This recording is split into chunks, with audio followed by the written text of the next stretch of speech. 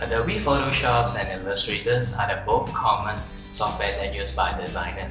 Both of them have a lot of common, but yet their differences are bigger than their similarity. Photoshop is a raster-based software which uses pixels to create images. It was designed for editing or create photos or raster-based art. It is a good choice for web graphics, photos editing, and video graphics and so on.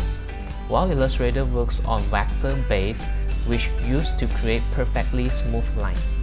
It was designed for vector-based work such as graphics, logos, icons, and so on.